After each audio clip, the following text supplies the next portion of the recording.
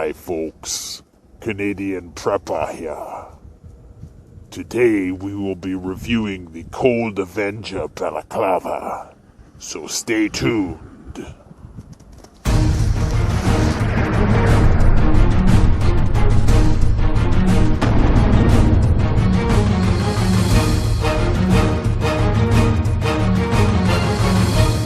Alright folks, this is what the Cold Avenger looks like without the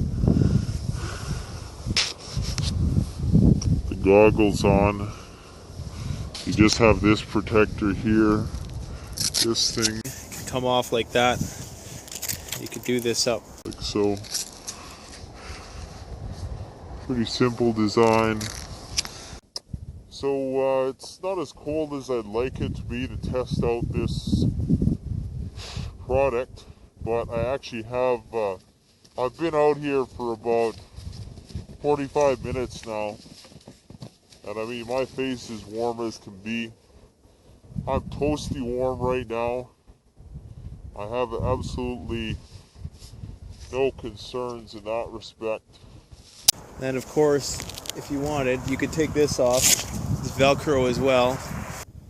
Yeah, so far so good. So just out here by the mighty South Saskatchewan River, taking in the night, and it's pretty good.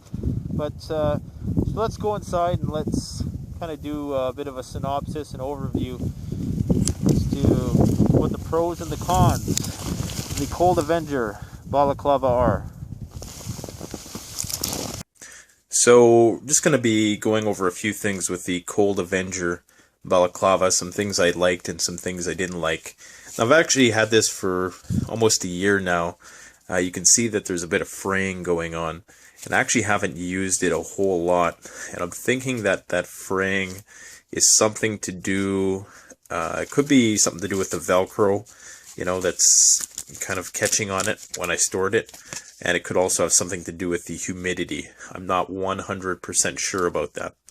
Now, some of the things I do like about it, as you've seen, it is, once you get this hoodie on, which can be a bit of a chore, once you get that on, this actually is reasonably warm. Now, it's not 100% custom fitted to your head. It is a one-size-fits-all thing. Actually, I think they might have a couple sizes, but there is going to be some openings there which air can get through. And on a really cold day, I'm talking like, you know, minus 30 with wind chill factor on top of that.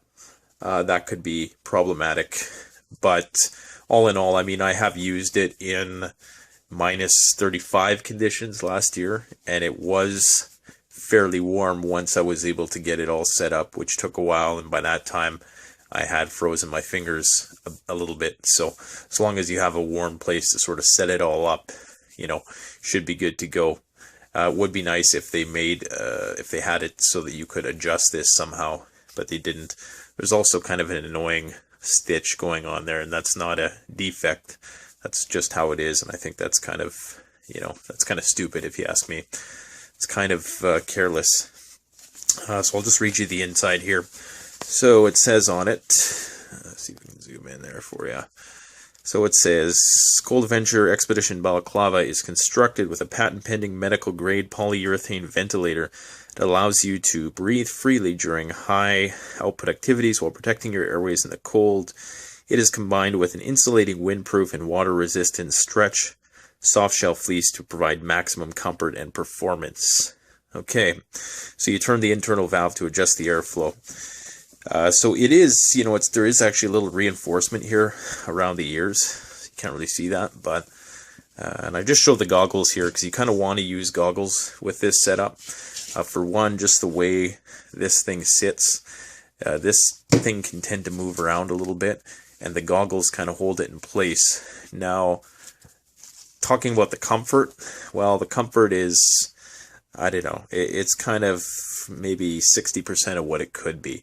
So this is the ventilator thing they're talking about. You can adjust this for breathing. I really don't know, you know, what the difference is, to tell you the truth, because there's air holes all the way outside here. There is this foam thing here, which I have a feeling is going to come off at some point, and they don't provide you with an extra one, which, you know, it would have only cost them a few cents. to throw in a few extra ones of those, and they didn't do that. So the comfort wise, it can be a little congested in here. The humidity, there will be some humidity in there, even though they market it as, you know, no humidity. That's one of the main selling points, is not having that wet, gross, humid feeling in your mouth. But unfortunately, there still is. Mind you, it's, if you don't sort of, you know, put your mouth out to try to touch this and you're not talking too much, you're not going to experience too much of that moisture. Now, this might not be properly fitted to everybody's face. It depends on the distance from your nose to your mouth, stuff like that. So you may have that one face that this doesn't fit. That is a possibility.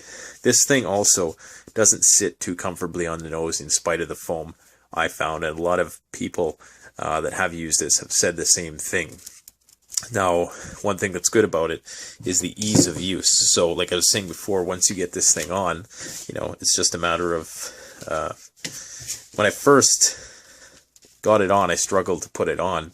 But really all you have to do is you put this part on first, and then you can adjust this afterwards, instead of putting the whole thing on and then trying to adjust it. I know it seems kind of stupid that somebody would think about that, or wouldn't think of that, but when you first get it, it's kind of confusing.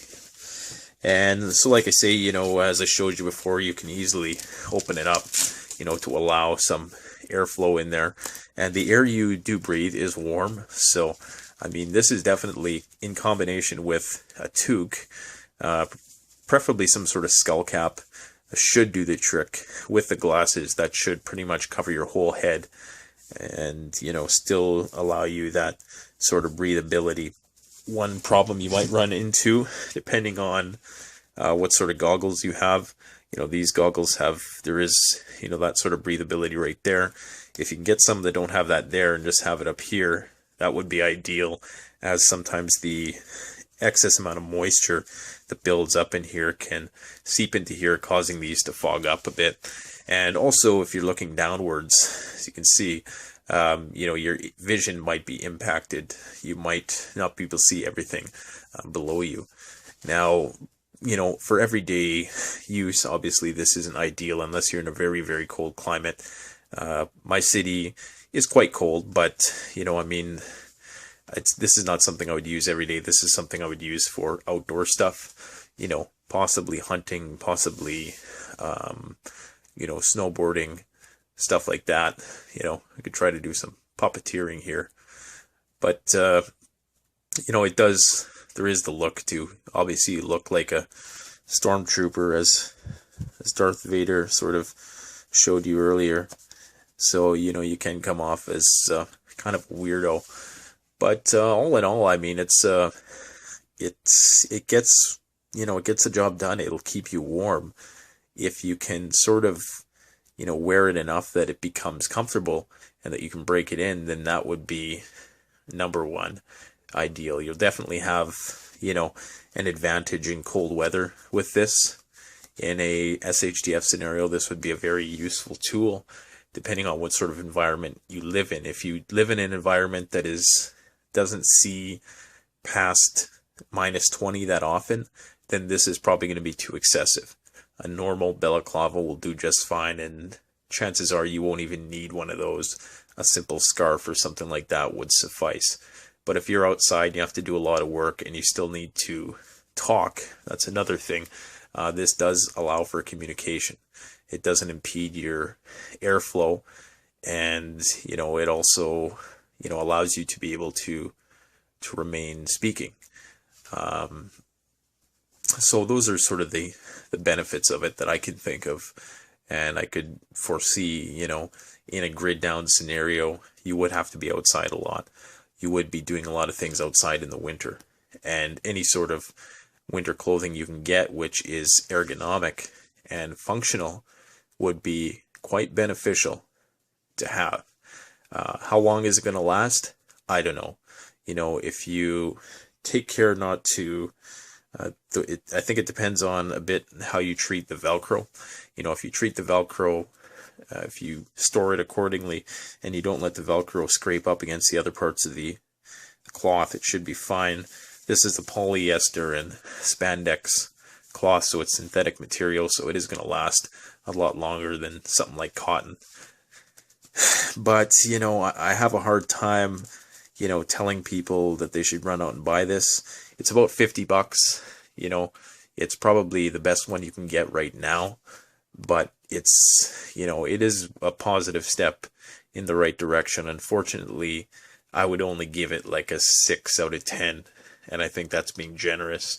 There is a lot of improvements that could be made, and I'm sure there will be as time goes on, but so far the design is generally the same. They haven't changed it that much. You know, it's been the same way for a few years now, and you know, there are people though who get accustomed to it, and I guess when you're working in a very cold climate, the discomfort is just something you're willing to bear, and perhaps that would be the same in a shit hits the fan scenario.